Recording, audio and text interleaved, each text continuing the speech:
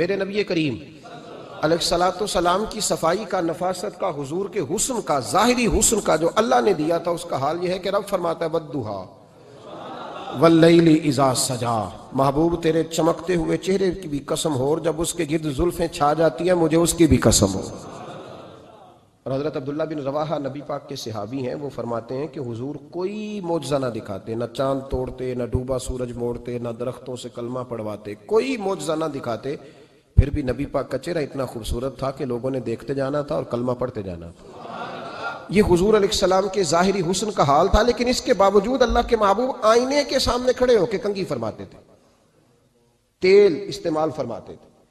اللہ کے محبوب علیہ السلام اپنے بالوں کے درمیان سے مانگ نکالتے تھے، آدھے بال ایک طرف ہوتے تھے، آدھے ایک طرف ہوتے تھے، اور صحابہ فرماتے ہیں کئی دفعہ حضور امامہ اتارتے تو ان بالوں کے بیچ جو خوشبو لگی ہوتی اس کا رنگ بھی ہم دیکھا کرتے۔ حضور صاف لباس پسند کرتے تھے۔ ایک شخص کو حضور نے دیکھا، اس نے میلے کچیلے کپڑے پہنے، تو حضور نے ٹھنڈی آہ بھری، فرمایا کاش یہ دھو کے کپڑے پہنتا۔ ایک شخص کو دیکھا بال بکھرے ہیں، کنگھی نہیں کی، تو حضور فرمانے لگے کاش یہ کنگھی کر لیتا۔ نفاست پسند آدمی پہ نا بوجھ بنتا ہے۔ جو آدمی، آپ کو پتہ ہے کہ امام شافعی تو فرماتے ہیں جمعے والے دن غسل کرنا واجب ہے، مت غسل نہ کرے تو جمعہ ہی نہیں ہوگا۔ اگرچہ ہمارے امام صاحب کے نزدیک سنت ہے۔ یہ سنت کب بنا؟ ایک دن نا بہت سارے لوگ اپنے اپنے کام سے اٹھے مسجد میں آ گئے، مسجد نبوی میں۔ کوئی کسان تھا تو کھیت سے اٹھ کے آ گیا، کوئی مزدور تھا تو مزدوری سے اٹھ کے آ گیا۔ تو مسجد میں جب بہت سارے لوگ جمع ہوئے نا، تو بعض لوگوں کو دقت محسوس ہوئی، تو رسول کریم علیہ السلام نے فرمایا کتنا ہی اچھا ہو کہ تم جمعے والے دن نہا کے آیا کرو۔ بس وہ صحابہ کا مزاج ہمارے والا نہیں تھا کہ تفصیل بتائیں، حکمت بتائیں، ملے گا کیا، ثواب کتنا، نہ نہائیں تو گناہ، یہ کوئی نہیں۔ حضور نے کہا کہ نہا کے آؤ تو کتنا ہی اچھا ہے۔ پھر کسی صحابی نے کبھی بھی بغیر غسل کیے جمعہ ادا ہی نہیں کیا۔ کسی نے بغیر غسل کے کبھی جمعہ ادا ہی نہیں کیا نا۔ اسلام بڑا خوبصورت دین ہے۔ حضور نے فرمایا جو کچا پیاز کھائے وہ مسجد نہ آئے، پہلے مسواک کرے، دانت صاف کرے، پھر آئے۔ نبی پاک صلی اللہ علیہ وسلم نے فرمایا جو کچی مولی کھائے مسجد نہ آئے۔ مولی کھانا جائز ہے، پیاز کھانا جائز ہے، لیکن منہ سے بدبو آتی ہے۔ نبی پاک علیہ السلام کا ظاہری حسن کیا بات ہے۔ میلاد مبارکہ میں نبی پاک علیہ السلام کی جو چیز بڑی کھل کے واضح ہوتی ہے وہ رسول اللہ کا حسن و جمال ہے۔ آپ کی والدہ سیدہ طیبہ طاہرہ حضرت سیدہ آمنہ رضی اللہ تعالیٰ، اماں جی کہتی ہیں کہ میرے محبوب جب میرے بطن اقدس میں آئے تو جو تکالیف عورتوں کو ہوتی ہے مجھے ان میں سے کوئی تکلیف بھی نہیں ہوئی، اور اماں جی کہتی ہیں مجھے کبھی کوئی ثقل، کوئی بوجھ محسوس نہیں ہوا، اور فرماتی ہیں کہ جو ولادت کے وقت لوگوں کو، عورتوں کو تکلیف ہوتی ہے مجھے وہ بھی نہیں ہوئی، اور فرماتی ہیں کہ نبی کریم علیہ السلام پیدا ہوئے تو ہمیں حضور علیہ السلام کی ناف کو کاٹنا نہیں پڑا، ناف بریدہ پیدا ہوئے، ختنہ شدہ پیدا ہوئے۔ آپ کو پتہ ہے عورتیں غسل دیتی ہیں بچے کو پیدا ہونے کے بعد، لیکن میرے محبوب نے سجدہ ہی کر لیا پیدا ہوتے ہی، امتی امتی کہتے ہوئے پیدا ہوئے۔ حق نے فرمایا کہ بخشا الصلاۃ والسلام، اور پہلے سجدے پر روز ازل سے درود۔ میرے امام فاضل بریلوی کا جو انداز تکلم ہے نا، اس کی بھی حد ہی کوئی حد ہی نہیں، کہاں تک ان کی محبت جاتی، کہنے لگے پہلے سجدے پہ روز ازل سے درود، یادگاری یہ امت پہ لاکھوں سلام، یادگاری یہ امت پہ لاکھوں سلام۔ بتائیے بغیر وضو کے، بغیر غسل کے سجدہ ہو جاتا ہے؟ تو حضور نے سجدہ کر کے بتایا کہ اللہ نے مجھے پاک صاف پیدا کیا ہے۔ نبی پاک صلی اللہ علیہ وسلم کی والدہ نے جب یہ باتیں ارشاد فرمائیں تو لوگوں نے پوچھا ان سے کہ اماں جی پھر آپ ایک جملے میں بتائیں کہ ماجرا سارا کیا تھا، آخر ایک ولادت تو ہوئی نا، آپ کے وجود اطہر سے ایک بچہ تو نکلا، تو یہ کیا تھا؟ تو سیدہ آمنہ فرمانے لگی خرج منی نور، بس میرے وجود سے ایک نور نکلا ہے، بس میرے وجود سے ایک، اور روشنی آتی جاتی ہے تو کسی کو تکلیف نہیں دیتی، ایک نور نکلا۔ میرے رسول کریم علیہ السلام کو ظاہری حسن بھی کمال دیا، اور پھر حضور کی نفاست پسندی، صفائی پسندی۔ نبی پاک جب بات کرتے تھے نا تو حضور کے دانتوں سے نور نکلتا تھا، اس کے باوجود حضور ہر وضو کے لیے مسواک کرتے۔ میں نے ہر نماز کے لیے نہیں کہا، میں اپنے لفظوں کا ذمہ دار ہوں۔ کس کے لیے بولے آپ حضرات؟ ہر وضو کے لیے، یعنی اگر نبی پاک نے وضو نماز کے لیے کیا تب بھی مسواک کی، اور اگر قرآن شریف کی تلاوت کے لیے کیا تو پھر بھی مسواک کی، کسی اور موقع کے لیے وضو فرمایا تو پھر بھی مسواک کی۔ اور سیدہ عائشہ فرماتی ہے جب بھی حضور گھر سے نکلنے لگتے پہلے مسواک فرماتے۔ حالانکہ رسول پاک کے دندان اقدس تو نور والے تھے، ضرورت ہی نہیں تھی ہماری تعلیم کے لیے نفاست پسندی. ایک بات میں نے شروع کرنی ہے پر آپ نے ناراض نہیں ہونا، پہلے وعدہ کر لیں. جڑے نہیں بولے انہوں نے کی ارادہ ہے ہو جانا ہے.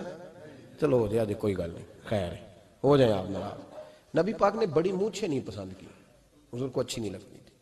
ایک بات پوچھتا ہوں آپ سے، یہ درد دل ہے میرا اور صرف سمجھانے کے لیے عرض کر رہا ہوں، کوئی تنقید نہیں. اللہ تعالیٰ مجھے نیت کا وضو عطا کرے.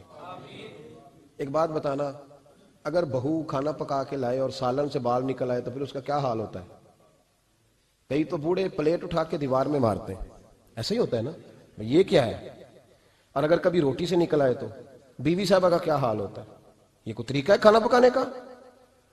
اور اللہ تعالیٰ معاف کرے، اگر کبھی ہوٹل میں چلے جائیں امیر لوگ 15,000 کا ڈنر کرنے، تو وہاں کسی سالن کی پلیٹ سے بال نکل آئے تو پھر تو پیسے کیا دینے ہیں، پھر تو ان کو اور جرمانہ ہو جاتا ہے. یہ تو سارے بال نکل آئے تو مشکل. اور ویسے بھی جو نفاست ہے نا طبیعت کی، اس پر بوجھ بنتا ہے، بال کھانے میں ہو آٹے میں ہو تو بوجھ بنتا ہے. تو بڑی مونچھوں والا دوست بھائی بزرگ جب پانی پیے گا تو بال پانی میں جائیں گے کہ نہیں جائیں گے؟ حکیم اور ڈاکٹر کہتے ہیں کہ کینسر کے مرض کا خطرہ ہے. اب باقی بھی راضی نہ ہو، حضور نے بڑی مونچھیں بھی پسند نہیں کی اور چھوٹی داڑھی بھی پسند نہیں کی. حضور نے فرمایا داڑھیاں بڑھاؤ، مونچھوں کو پست کرو، مشرکین کی مخالفت کرو. اور ایک مقام پہ رسول پاک علیہ السلام نے یہاں تک فرمایا کہ جو مونچھیں پست نہیں کرتا وہ ہم میں سے ہے ہی نہیں. نے سخت لفظ. ایک صحابی تھے، آپ یقین کریں نا، کئی دفعہ دوستوں کو کہنا پڑتا ہے اور کئی دفعہ نا مجھے محسوس ہوتا ہے کہ یار ہم روز ہی کہتے ہیں، لیکن کہتے پتہ کیوں ہے کہ بوجھ بنتا ہے وہ بندہ جو اس طرح کی تباہ کے ساتھ آتا ہے، جو حضور نے پسند نہیں کیا.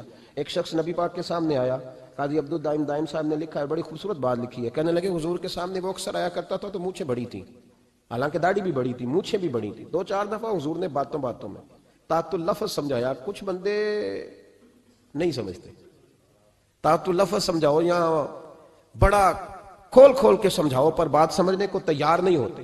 پتہ نہیں کیا ایسا حسن ہے بھئی، جو حسن نبی پاک نے پسند نہیں کیا وہ کبھی حسن ہو سکتا ہے، کبھی خوبصورتی ہو سکتی ہے. وہ کسی کا ذاتی کلچر تو ہو سکتا ہے پر دین کی تہذیب نہیں. نبی کریم علیہ السلام نے کئی دفعہ سمجھایا تو ان کی سمجھ میں بات نہ آئی. ایک دن وہ بیٹھے ہوئے تو حضور نے ایک صحابی سے فرمایا کینچی لاؤ. کہنے لگے میں سمجھ گیا کہ میرے ساتھ کچھ ہونے لگا ہے. ساتھ ہی حضور نے فرمایا ایک مسواک بھی لانا. کہنے لگے میں نے کہا بچت ہو گئی، میرے تو دانت صاف ہے. تو یہ شاید اس کی بات ہونے لگی ہے جس کے دانت بھی ٹھیک نہیں. دونوں چیزیں جب آ گئی نا تو حضور اٹھے اور نبی پاک نے مسواک ان کے ہونٹوں پہ رکھی. اسی سے آبی ہونٹوں کے اوپر مسواک رکھ کے تو اوپر سے حضور نے مونچھیں کاٹ دی. فرمایا یہ نہ ایسا کرو، یہ چیز مجھے پسند نہیں ہے. حضور نے نفاست پسندی کو. اب تو اللہ تعالیٰ خیر کرے ملانگا آ گئے مارکیٹ میں، ملانگ درویشی فقیری، ان کے پاس رش بھی زیادہ ہے، ان کے درباروں پہ بھی رش زیادہ ہے. ہاں جی، کہتے ہیں حضرت صاحب درویش آدمی ہے. بھئی روٹی تو پورے ٹائم پہ کھاتا ہے، مونچھیں کٹوانے میں ہی درویش ہو گیا. نہ بال کٹواتا ہے نہ مونچھیں کٹواتا ہے. یہ گرو نانک کی تعلیمات ہیں، یہ نبی پاک کی تعلیم نہیں. وجود کا کوئی بال نہ کٹوانا یہ سکھوں کا طریقہ ہے، مسلمانوں کا یہ انداز. یہ کدھر کی فقیری ہے؟ دین کوئی غلاظتوں والا ہے معاذ اللہ، کہ بابا کپڑے نہیں بدلتا، بابا غسل نہیں کرتا، بابا بال نہیں کٹواتا. بابا ہے پاگل ہے. قطعی طور پر کوئی فقیری نہیں. فقیری صرف وہ ہے جو میرے نبی نے کیا ہے صلی اللہ تعالی. اس منبر پر بیٹھنا فقیری ہے چونکہ حضور ہر جمعے بیٹھا کرتے تھے. مصلی پہ نماز پڑھانا فقیری ہے چونکہ حضور ہر جمعے ہر 5 نمازوں کی حضور امامت فرماتے تھے. دین کی تبلیغ کرنا فقیری ہے جو میرے نبی پاک کیا کرتے. خلاف پیغمبر کسے راہ گزیر، وہ فقیری نہیں، وہ تماش بھی نہیں ہے، لوٹنے کا طریقہ ہے، اس کے علاوہ کوئی سٹائل نہیں. فقیری صرف وہ ہے جو رستہ میرے رسول پاک نے ہمیں عطا فرمایا، اس سے ہٹ کر کوئی فقر نہیں. میری بات کی سمجھ آ گئی آپ حضرات کو؟ نبی پاک علیہ السلام صاف لباس، اچھے کپڑے، اجلا انداز. اچھا، جو بات جہاں میں لے کے جانا چاہ رہا ہوں اس کو سمجھیں. ایک آدمی ظاہری طور پر بڑا خوبصورت ہو پر کپڑے میلے کچیلے پہنے، وہ بھی بندہ اچھا نہیں لگتا. ظاہری بھی حسن ہو، کپڑے بھی اس کے صاف ہوں، لیکن بولے سخت، باتیں ترش کرے، تلخ جملے بولے تو اس کی بھی ساری پرسنالٹی ڈیمیج ہو جاتی، ختم. بڑا اچھا آدمی تھا، بڑا نورانی چہرہ تھا، بڑی خوبصورتی تھی، بڑا صاف ستھرا تھا، بڑا پاکیزہ تھا، کپڑے بھی بڑے خوشبو والے پہنے ہوئے تھے، بڑے صاف ستھرے لباس میں ملبوس تھا. لیکن جب اس نے بات شروع کی اور بزرگ تھا، سفید داڑھی تھی، معاذ اللہ تعالیٰ کسی بچے کو گالی دے دی، اچھا لگتا ہے؟ مجھے بتائیں اس کے پاس بیٹھنے کو دل چاہتا ہے؟ اس کی ساری پرسنالٹی جو ہوتی ہے وہ خراب ہو جاتی ہے. شخصیت کا جو ایک بھرم ہوتا ہے وہ ٹوٹ جاتا ہے. ایک روایت میری نظر سے گزری اور کیا ہی انداز ہے، امام زرقانی نے لکھی. ایک صحابی ہیں حضرت ابو کرسافہ رضی اللہ تعالیٰ عنہ، حضرت ابو کرسافہ رضی اللہ تعالیٰ عنہ فرماتے ہیں میں چھوٹا تھا، میری اماں اور میری خالہ مجھے ساتھ لے گئیں، میں نے کہا کہاں جانا ہے؟ کہنے لگے آؤ نبی پاک کا کلمہ پڑھنے جانا ہے۔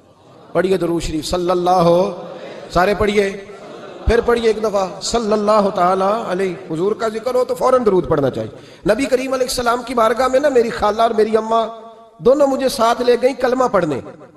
کہتے ہیں جب ہم حضور کی بارگاہ میں پہنچے، کلمہ پڑھا، واپس آئے تو میری اماں اور میری خالہ آپس میں بات کرنے لگیں۔ میری خالہ کہنے لگی تو نے دیکھا ہے ان کا بولنا کتنا مزیدار تھا؟ میری خالہ کہنے لگی تو نے تو وہ دیکھا لیکن وہ جو غلام آیا تھا اس کے ساتھ ان کا رویہ کتنا پیارا تھا۔ تو نے دیکھا جب وہ کھانا کھا رہے تھے تو پہلا خیال انہوں نے ہمارا کیا۔ بار بار وہ ان کا ذکر کرتی، کہتے آپس میں حضور کی شانیں بیان کرتی، میری اماں بھی میری خالہ بھی۔ بالآخر بات لمبی ہو گئی تو میری اماں بولی، کہنے لگی بس کر، ہم کتنی عظمتیں بیان کریں گے، مجھے تو 3 باتیں سمجھ میں آئی ہیں۔ کتنی؟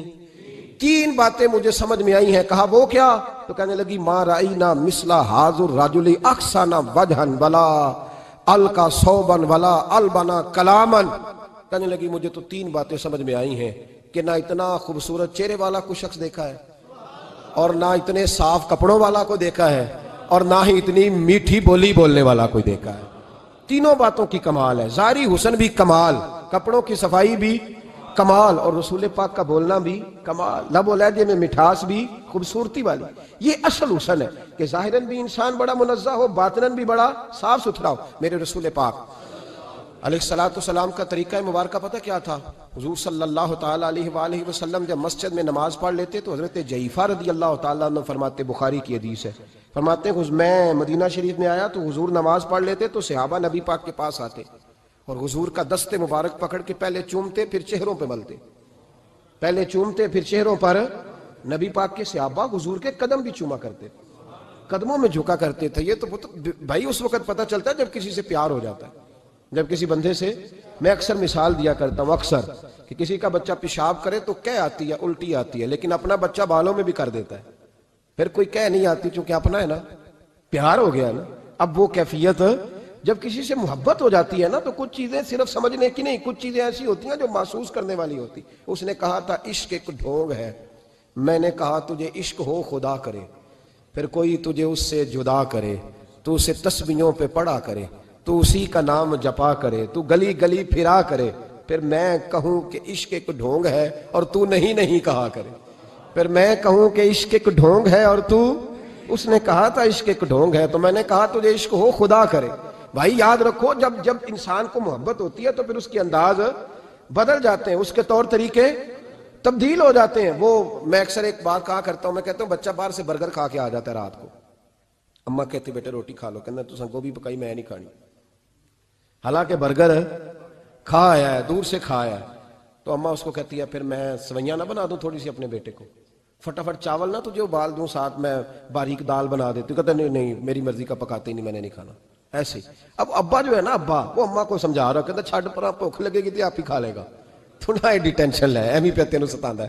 اماں کیا کہتی ہے؟ کہتی نہیں مجھے نیند نہیں آ رہی، کھائے گا تو سکون آئے گا۔ اب اس کو آپ لاکھوں دلیلیں دیں کہ سیاںا بیانا ہے، بچہ نہیں ہے، 22 سال کا ہے، 24 سال کا، چھوڑ تو کیا کر رہی ہے، لیکن اماں کو کوئی سمجھا سکتا؟ کیوں نہیں سمجھا سکتا کہ اسے اپنے بیٹے سے پیار بڑھا ہے؟ وہ کیا کرے، وہ مجبور ہے، اس کے دل کی کیفیت اس طرح کی ہے کہ کوئی دنیا کی طاقت اسے سمجھا سکتی، سوال ہی نہیں پیدا ہوتا کوئی اسے سمجھا سکے۔ یہ ممکن کیسے ہو، کیسے سکتا ہے؟ یہ محبت ہے۔ میرے رسول پاک علیہ السلام کے صحابی حضرت جعفر فرماتے ہیں میں حضور کی بارگاہ میں آیا تو صحابہ کیا کرتے؟ نبی پاک کا دست مبارک پکڑتے، پہلے چومتے پھر چہرے پہ ملتے، بخاری ہے۔ فرماتے میں نے کہا یہ کیا کر رہے ہیں؟ پھر اچانک میرا بھی دل کیا ذرا کر کے تو دیکھو، کچھ چیزیں چکھنے پہ پتہ لگتا ہے کتنی مزیدار ہے۔ کہتے میں بھی قریب گیا، حضور کے دست مبارک میں نے ہاتھ ڈالا، فرماتے ہاتھ پکڑا ہی تھا کہ نبی پاک کا ہاتھ برف سے بھی زیادہ ٹھنڈا۔ فرماتے ہیں پھر میں نے پکڑ کے چہرے پہ ملا تو کستوری سے زیادہ خوشبو آ رہی تھی دست مبارک۔ فرماتے ہیں اب میرا چھوڑنے کو دل ہی نہیں کر رہا تھا، اب میری طبیعت نہیں مان رہی تھی۔ میرے نبی کریم علیہ السلام اللہ کی دلیل ہیں، ہر پاکیزگی، ہر حسن، ہر کیف اللہ نے اپنے رسول کو عطا فرمایا۔ دنیا کی جتنی غلاظتیں تھیں جب کوئی حضور کے قریب جاتا تھا تو ساری غلاظتیں دور ہو جاتی۔ کما ارسلنا فیکم رسولا منکم یتلو علیکم آیاتنا ویزکیکم، اللہ فرماتے ہیں میرے محبوب تم پر میری آیتیں پڑھیں گے اور تمہیں پاک فرما دیں گے، تمہاری ساری ناپاکیاں نبی پاک دور کر دے، ہر غلاظت تم سے دور ہٹ جائے۔ ایک صحابی ہیں حضرت شیبہ بن عثمان رضی اللہ تعالی عنہ، وہ کہتے ہیں میرے والد کو اور میرے چچا کو مسلمانوں نے احد میں قتل کر دیا تھا، میرے دل میں بڑا غصہ تھا، بڑا جلال تھا کہ کبھی مجھے موقع ملے تو میں بدلہ لوں گا۔ کہتے ہیں فتح مکہ کے بعد نبی پاک علیہ السلام حوازن کی جنگ کے لیے نکلے، مجھے پتہ چلا حضور جا رہے ہیں، تو میرے اندر شعلے بھڑک رہے تھے انتقام کے۔ روز میں منصوبہ بندی کرتا، پلاننگ کرتا کہ کسی طریقے سے میں ان تک پہنچوں گا اور بدلہ لوں گا۔ کہتے ہیں نبی کریم علیہ السلام نہ حوازن کے لیے پہنچ چکے تھے، فرماتے ہیں میں بھی جنگ میں جا کے شریک ہو گیا، اور میں نے طریقہ اس طرح کا اختیار کیا کہ کسی طریقے میں حضور تک پہنچ جاؤں۔ سمجھ آ رہی ہے میری بات کی؟ نبی کریم علیہ السلام تک کسی طریقے پہنچ جاؤں۔ فرماتے ہیں لڑتے لڑتے، لڑائی کے دو طریقے ہوتے تھے، کبھی تو ایسے ہوتا تھا کہ ایک دو آدمی مل کے آپس میں لڑتے تھے، پھر گمسان کا رن پڑتا تھا، گھمبیر ہو جاتی تھی جنگ، سمجھ نہیں آتی تھی تیر کہاں سے آیا، نیزہ کہاں سے آیا۔ فرماتے جب گمسان کا رن پڑا نا، مجھے موقع مل گیا، میں حضور کے قریب پہنچ گیا۔ حضرت شیبہ بن عثمان رضی اللہ تعالیٰ عنہ کہتے جب میں پہنچ گیا تو میں نے نا دیکھا کہ اب حضور کے قریب لوگ نہیں ہیں۔ فرماتے میں نے نا فوراً تلوار اٹھائی، تلوار اٹھا کے میں حضور کو معاذ اللہ شہید کرنے ہی لگا تھا کہ ایک نور چمکا حضور کے سامنے۔ پڑھیے درود صلی اللہ علیہ وسلم۔ کہتے ایک نور چمکا، اتنی تیزی تھی اس نور میں کہ میری آنکھیں بند ہو گئی، میرے ہاتھ سے تلوار گر گئی، آنکھیں چندھیا گئی میری۔ فرماتے تلوار میرے ہاتھ سے چھوٹ گئی۔ اب جب وہ روشنی مدھم ہوئی نا تو میں نے دیکھا نبی پاک سامنے کھڑے مسکرا رہے ہیں۔ میں نے کر دیا، آپ نے سن لی، ذرا دیکھو تو صحیح، جو تلوار لہرائے اسے دیکھ کے بھی کبھی کو مسکرایا ہے؟ جس نے تلوار ہی لہرا دی، جو شہید کرنے ہی لگا تھا، پہنچ گیا تھا۔ لیکن یہ اخلاق میرے رسول پاک کا ہے صلی اللہ اعلیٰ حضرت فاضل بریلوی کا ایک شعر میں نے پڑھا۔ کئی کچھ چیزیں ایسی ہوتی ہیں جو بس نا وہ آتی تو سامنے ہیں لیکن وہ اتنا لطف دے جاتی ہیں کہ ٹھنڈا ہو جاتا ہے مزاج۔ رات کو میں شعر پڑھ رہا تھا اعلیٰ حضرت کا فاضل بریلوی رحمت، اور میں نے شعر پڑھا تو مجھے اچھا لگا سنانا۔ ایک دوست کو میں نے فون کیا، میں نے کہا یار ذرا شعر تو سن لے، یہ پہلی دفعہ نظر سے گزرا ہے، ابھی سیدھا سادہ لیکن روح تک اتر گیا۔ اعلیٰ حضرت فرمانے لگے نبی پاک کے بارے میں، فرمانے لگے سیدھی سیدھی روش پر کروڑوں درود، سیدھی سیدھی روش پر، بالکل سیدھی ہے حضور کی باتیں، کسی پیچیدگی کی ضرورت نہیں۔ کہنے لگے سیدھی سیدھی روش پر کروڑوں درود، سادی سادی طبیعت پہ لاکھوں سلام، سادی سادی طبیعت پہ سیدھی سیدھی روش پر کروڑوں درود اور سادی سادی طبیعت پہ لاکھوں سلام۔ میرے نبی کریم صلی اللہ علیہ وسلم مجھے دیکھ کے مسکرائے، اور فرمایا جب حضور مسکرائے نا تو میں نبی کریم علیہ السلام کو دیکھ کے حیران ہوا کہ میں نے تلوار تانی تھی اور حضور نے مسکرانا شروع کیا۔ فرماتے اب حضور نے مجھے بلایا، آواز کے ساتھ نہیں بلایا، حضور نے اشارہ کیا یوں کر کے، فرمایا ادھر آؤ نا۔ فرماتے مجھے اب یہ بھی سمجھ نہیں آئی کہ کس نے مجھے اٹھا کے حضور کے قریب کر دیا۔ فرماتے میں نبی کریم کے قریب گیا تو حضور نے میرے دل پر 3 تھپکیاں دی، ایک تھپڑ ہوتا ہے ایک تھپکی ہوتی ہے، پتہ ہے نا فرق کا؟ ایک تھپڑ کو مارے تو جلال آتا ہے اور تھپکی دے تو پیار آتا ہے۔ کہتے ہیں حضور نے 3 تھپکیاں دی اور دی بھی میرے دل پر، 1 پھر 2 پھر 3۔ کہتے ہیں پہلی تھپکی دی تو میرے اندر سے کفر نکل گیا، دوسری تھپکی دی تو میرے اندر ایمان داخل ہو گیا، اور تیسری تھپکی جب نبی پاک علیہ السلام نے دی تو مجھے ہر چیز سے بڑھ کر رسول اللہ سے پیار ہو گیا، محبت ہو گئی نبی کریم سے۔ آپ فرماتے ہیں اب حضور نے نا فوراً میرے ہاتھ میں تلوار تھمائی، فرمایا پہلے تو ہمارے خلاف لڑ رہا تھا، تلوار پکڑ، اب ہماری طرف سے لڑ، تلوار پکڑ اور لڑ۔ آپ فرماتے ہیں میں اتنا لڑا کہ جو حضور کا دشمن سامنے آتا میں گلا کاٹ دیتا، جو آتا میں اس کے ٹکڑے کر دیتا۔ فرماتے ہیں پہلے میں باپ کا بدلہ لینے آیا تھا، اور اب میرا یہ حال ہے کہ اگر میرا باپ بھی سامنے آئے گا تو میں اس کا بھی گلا کاٹ دوں گا، لیکن حضور کے قریب کسی کو جانے نہیں دوں گا۔ حضرت شیبہ بن عثمان کہتے ہیں جنگ ختم ہو گئی، حضور خیمے میں گئے، میں بھی گیا، اب نبی پاک لوگوں سے باتیں کر رہے ہیں، حضور لوگوں سے باتیں کر رہے ہیں، میں ایک کونے میں بیٹھا سوچ رہا ہوں کہ میں تو بدلہ لینے آیا تھا، یہ میرے ساتھ ہوا کیا؟ حضور لوگوں سے باتیں کرتے جا رہے ہیں، میں سوچتا جا رہا ہوں کہ میں تو انتقام لینے آیا، یہ کیا معاملہ ہوا؟ کہتے ہیں محبوب نے اچانک میری طرف نظر اٹھائی اور فرمانے لگے شیبہ ایک ارادہ تو نے کیا تھا جو غلط تھا، اور ایک ارادہ میرے رب نے کیا ہے اور تیرے اوپر فضل فرما دیا ہے۔ فرماتے حضور نے اب مجھ سے فرمایا کوئی خواہش ہو تو بتاؤ، مانگ لو کچھ مانگنا ہے تو۔ میں نے عرض کی یا رسول اللہ میری بخشش کی دعا کر، بڑا میرا خوفناک ماضی ہے، میں اسلام کا بڑا دشمن رہا ہوں، حضور دعا کر دیں یاد ماضی عذاب ہے یا رب، چھین لے مجھ سے حافظہ میرا، یا رسول اللہ بڑے گناہ ہیں میرے، دعا کر دیں۔ کہتے میں نے دعا کے لیے کہا اور حضور پھر دوسرے لوگوں سے باتیں کرنے لگ گئے، کبھی اس سے کبھی اس سے کبھی اس سے۔ میں سوچنے لگا کہ میری بات کا کوئی جواب ہی نہیں آیا۔ جب 2-3 بار میں نے سوچا تو میرے کریم نے پھر توجہ میری جانب کی اور فرمایا تو نے بخشش کی دعا کا کہا تھا، میں نے سن لیا ہے، رب کریم نے تیری بخشش فرما دی ہے، اللہ نے تجھے بخش دیا ہے، تیری خطائیں رب کریم نے معاف کر دی۔ نبی پاک کے دست مبارک کی برکت، رسول پاک۔ ایک صحابی تھے حضرت فرقد ان کا نام تھا رضی اللہ تعالی۔ پہلے نا میں جب گفتگو کیا کرتا تھا نا تو میں صحابہ کا نام نہیں لیتا تھا، میں کہتا تھا ایک صحابی فرماتے ہیں، چونکہ صحابہ کے نام مشکل تھے، لوگوں کو یاد نہیں رہتے۔ ایک دن میرے دل میں خیال آیا کہ نام لیں گے نہیں تو انہیں آئیں گے کیسے، چلو خود کسی کو یاد ہو جائے گا، تو مجھے اچھا لگا۔ پچھلی دفعہ میں نے حضرت ساسا بن ناجیہ کا نام لیا تو مجھ سے میرے دوستوں نے کہا ذرا لکھ کے دیں کیا نام تھا۔ مجھے خوشی ہوئی کہ یار اگر یہ لفظ کہے جائیں گے تو لوگوں کو دلچسپی ہوگی۔ حضرت فرقد ایک صحابی تھے، اور یہ وہ صحابیاں جنہوں نے حضرت عمر کے زمانے میں موصل کا علاقہ فتح کیا تھا، بڑے دلیر تھے، ان کی 4 بیویاں تھیں۔ وہ کہتے ہیں جب بھی یہ گھر میں آتے تو خوشبو اتنی اعلیٰ لگا کے آتے کہ ہم حیران ہو جاتی۔ عورتیں زیادہ تیاری کرتی ہیں نا مردوں سے کہ نہیں؟ کہ آج کل مرد زیادہ کرتے ہیں؟ چلو میں درد چھوڑو، میں اپنی اصلاح کرنا، تسی دوواں گلاں تے انجن کیتا ہے، اب پتہ نہیں سچ کیا ہے، کون زیادہ تیاری کرتا ہے؟ چلو بیٹھے جو مرد نے، ویسے میرے پاس جو اخباری تراشے ہیں ان میں یہ لکھا ہے کہ آج کل مردوں کے میک اپ پہ زیادہ خرچ آنے لگا ہے، یہ تحقیقی رپورٹ ہے۔ اور پاکستان میں سب سے زیادہ جو اخراجات ہیں وہ میک اپ کے سامان کے ہیں۔ پہلے لڑکیاں بیوٹی پارلر جاتی تھی، اب لڑکے بھی جاتے ہیں۔ پہلے صرف دلہن جاتی تھی، اب سارا خاندان جاتا ہے۔ اللہ تعالیٰ معاف کرے۔ اس کے باوجود بڑی غربت ہے ملک میں، پریشانی بھی بڑی ہے، اس کے علاوہ ہمیں غریبوں کا درد ہے، اس کے باوجود ہم لوگوں کی مدد کرنا چاہتے ہیں۔ پتہ نہیں کیا ترجمہ کیا ہم نے غریب پروری کا، کیا معنی بنایا، اللہ ہی بہتر جانتا ہے کہ وہ چیزیں جن کی بالکل حاجت نہیں، بالکل ضرورت نہیں، ان پر لاکھوں لٹا کے کہتے ہیں وہ دیکھو بیچارے کو روٹی نہیں مل رہی۔ تو بھائی آپ مہربانی کرتے خالی کنگھی کر لیتے، باقی پیسے غریب کو دے دیتے۔ لیکن چلے معیار ہے نا ہمارا، اپنا معیار ہے، اس پر میں جاتا نہیں، بات نہیں کرتا۔ نبی کریم علیہ الصلوۃ والسلام کے صحابی ان کی ازواج کہتی ہیں کہ اب عورتیں زیادہ تیاری کیا کرتی تھیں، لیکن وہ جب گھر آتے نا تو اتنی خوشبو لگاتے، کہتی ہم چاروں مل کے کوشش کرنے لگی، ڈھونڈنے لگی کہ وہ خوشبو کا پتہ کریں جو یہ لگاتا ہے۔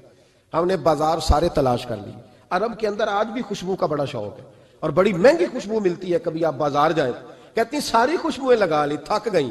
ایک دن چاروں سوتنے مل کے بیٹھی، کہنے لگی ہم نہیں اس کا مقابلہ کر سکتے، آج پوچھ لے کہاں سے خوشبو لگاتا ہے، پوچھ ہی لیتے ہیں، چلو بات ہی ختم ہو جائے، پوچھ لیں۔ یہ ہم جتنی مرضی اعلیٰ لگائیں، جب یہ آ جاتا ہے نا، کچھ لوگ میرے محفل ہوتے ہیں، جہاں آ جاتے ہیں وہاں چھا جاتے ہیں، تو یہ جب آتے ہیں تو چھا ہی جاتے ہیں۔ کیا کریں، اس طرح کا میرے محفل ہے، کیا کریں اس کا؟ فرمانے لگی ایک دن چاروں سوتنوں نے مل کے ان کو بٹھا لیا، کہنے لگی بتاؤ تو صحیح خوشبو کون سی لگاتے ہو؟ کہنے لگے کوئی بھی نہیں، کبھی لگائی نہیں، آج تک نہیں لگائی۔ تو کہتے ہیں بیویاں کہنے لگی صحابہ تو غلط بیانی نہیں کرتے، پر آپ کیا بات کر رہے ہیں، یہ کیسے ہو سکتا ہے کہ آپ آتے ہیں تو ہم حیران ہو جاتی ہیں۔ فرمانے لگے جس دن کی تم لگی ہوئی ہو نا میری خوشبو کا مقابلہ کر دے، مجھے پہلے دن کا پتہ ہے۔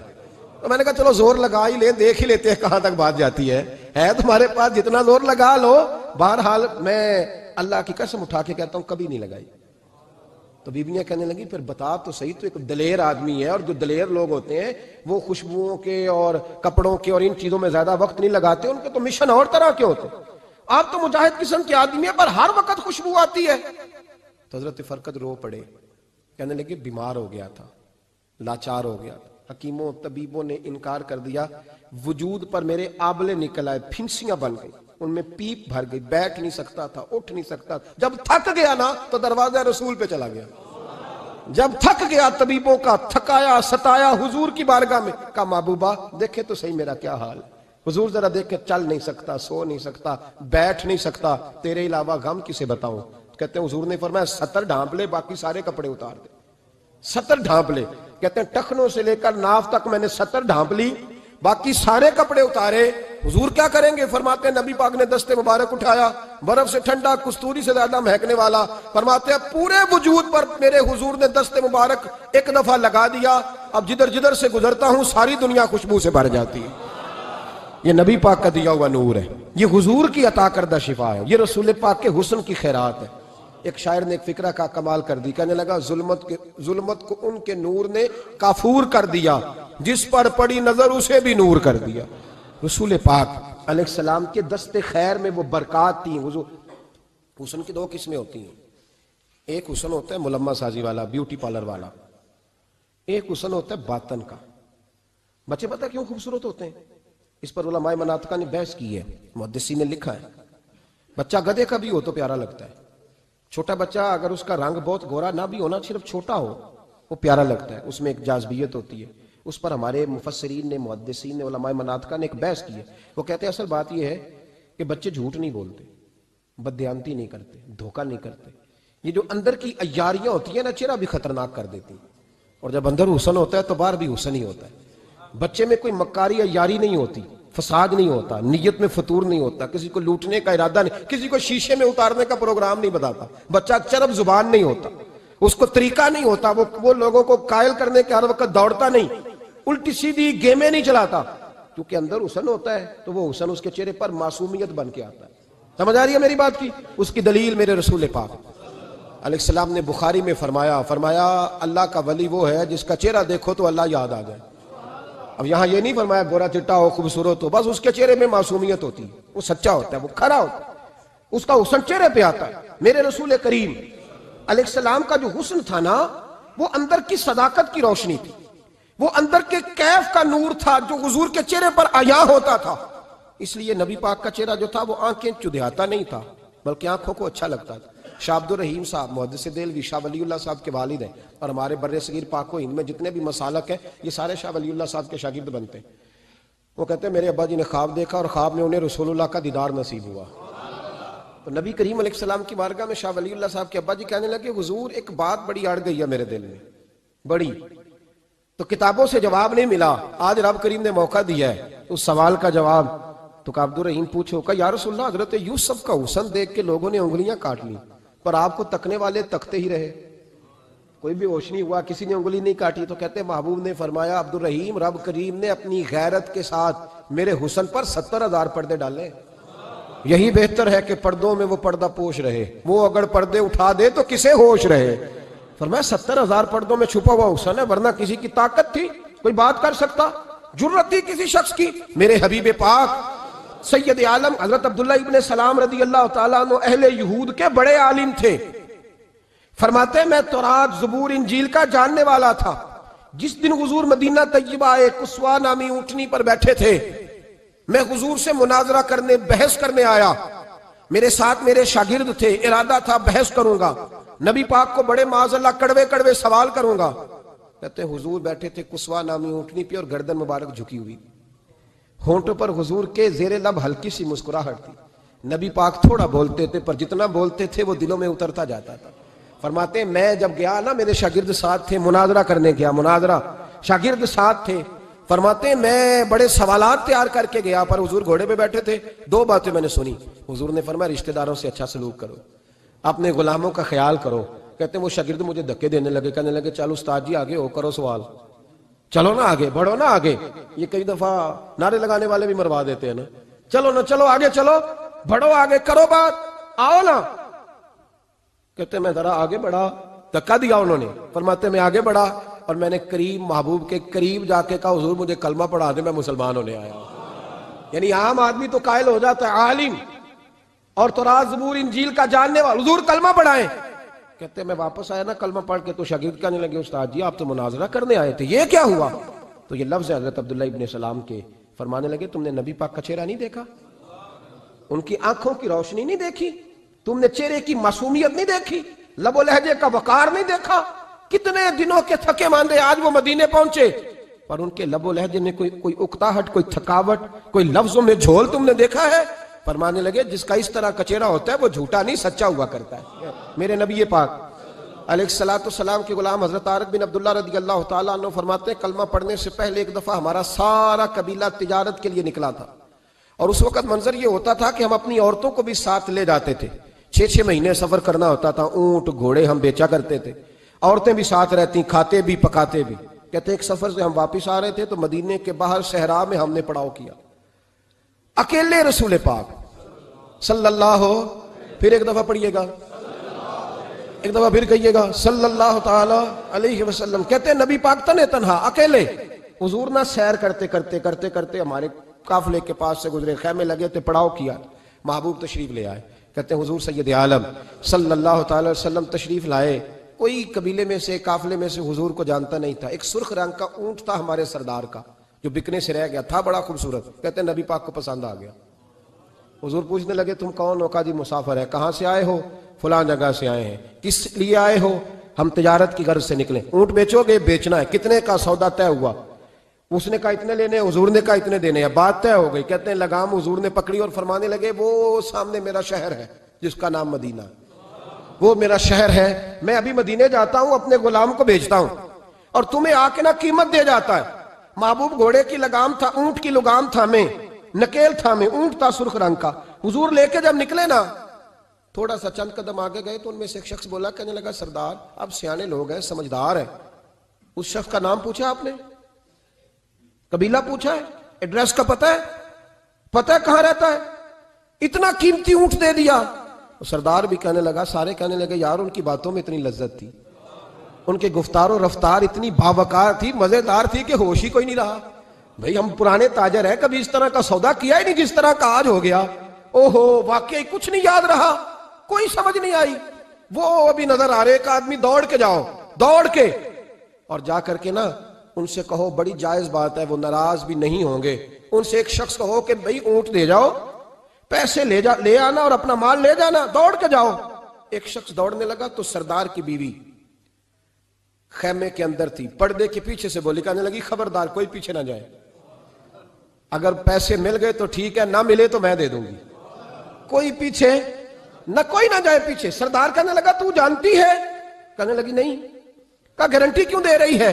تو کہنے لگی تم نے ان کا چہرہ نہیں دیکھا, تم تو سودے کر رہے تھے, میں پردے کے پیچھے سے دیکھ رہی تھی. پیر مہر علی شاہ صاحب کو کسی نے کہا تھا نبی پاک کا حلیہ بیان کریں, بتائیں حضور کے کان مبارک کیسے تھے, آنکھیں کیسی تھی, ناک مبارک کیسی تھی, بینی مبارک کیسی تھی. تو پیر مہر علی شاہ صاحب کہنے لگے کوئی مثل نہیں ڈھولن دی. کہنے لگے مجھ سے نہیں بیان ہوتا حضور کا حلیہ, کوئی مثل نہیں ڈھولن دی. تو چپ کر مہر علی, ایتھے جا نہیں بولن دی, میں بس کر, تو بیان کر سکتا ہے اتنی طاقت. اعلیٰ حضرت نے کہا لم یاتی نذیر کفی ناظرن مثلے تو نشد پیدا جانا. کہا حضور مثال تو تب آپ کی بنے گی نا, کوئی آپ کی طرح کا پیدا تو ہوگا, تبھی مثال بنے گی, تو جب ہوا ہی نہیں تو مثال کیسے بنے گی. کہنے لگی کوئی نہ جائے, نہ پیسے آئے تو میں دے دوں گی. میں تو پردے کے پیچھے سے دیکھ رہی تھی, ان کے چہرے کا وقار دیکھا, ان کی آنکھوں کی روشنی دیکھی, ان کے لفظوں کا حسن دیکھا. تم 50 باتیں کرتے تھے, وہ ایک جواب دیتے تھے اور گنے چنے لفظ بولتے تھے. ان کی سادگی کا وقار دیکھا. جانے دو, نہ پیسے آئے تو میں دوں گی. کہتے ہیں حضور گئے, تھوڑی دیر کے بعد ایک کالے رنگ کا حبشی غلام آیا, پیسے بھی پکڑے اور اپنی چادر میں نا کھجورے باندھ کے تو پیچھے ڈالی ہوئی, اور دیہاتی لوگ پیچھے نہیں ڈال لیتے, کھجورے ڈال کے پیچھے. کہتے ہیں وہ آئے اور ان کے آنے کا انداز بھی بڑا نرالا تھا.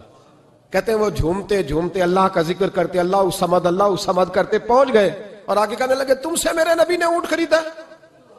تم سے؟ کہا ہم سے خریدا ہے. کہنے لگے یہ تمہارے پیسے, اور پھر چادر کھول کے صحرا پہ بچھا دی. کہنے لگے یہ تمہارے پیسے اور کھجورے کھاؤ, میرے نبی نے تحفہ بھیجا ہے, کھاؤ حضور نے تحفہ بھیجا ہے. تو وہ سردار کی بیوی اوٹ ہٹا کے کہنے لگی وہ کالے رنگ کے حبشی غلام, انہیں کھجوریں کھلا اور مجھے اس عزت والی ماں کا نام بتا جس کے گھر میں ایسا لال پیدا ہوا. انہیں کھجوریں کھلا اور مجھے اس عظمت والے باپ کا نام بتا جس کے گھر میں ایسا پھول کھلا ہے. وہ قبیلہ تو بتا تو صحیح, وہ کون تھے. 2 گھڑیاں رکے ہیں پر خوشبوئی پھیل گئی ہے, رنگ ہی بدل گیا. تارک کوئی مثل نہ ڈھولن دی, تو چپ کر مہر علی, ایتھے جہاں نہیں ہوں بولن دی.